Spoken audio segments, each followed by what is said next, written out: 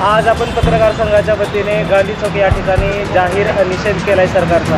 काय मागणी आहे नेमकं आणि निषेध करण्यासाठी करताय?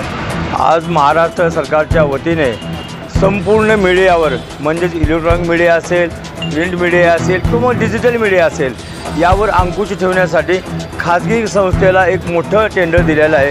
त्यामुळे पत्रकारावर अंकुश ठेवणे हे मुळातच कन्सेप्ट चुकीचं आहे।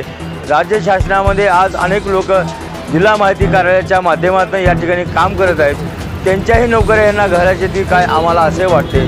लोकशाहीचा चौथा स्तंभ म्हणून आपण पत्रकाराकडे पाहतो आणि आज त्याच चौथ्या स्तंभावर आघात करण्याचं काम आज शासनाने टेंडर करून केलेलं आहे। त्यामुळे आम्ही राज्य सरकारच्या आज संपूर्ण महाराष्ट्रभर महाराष्ट्र राज्य पत्रकार संघाच्या वतीने संस्थापक अध्यक्ष संजयजी भोकरे असतील, प्रदेश अध्यक्ष आदरणीय गोविंदजी वाकळे साहेब असतील यांच्या सूचनेनुसार संपूर्ण महाराष्ट्रामध्ये आज सरकारचा आम्ही तीव्र शब्दामध्ये काळ्या फिती लावून आम्ही या ठिकाणी निषेध व्यक्त करत आहोत।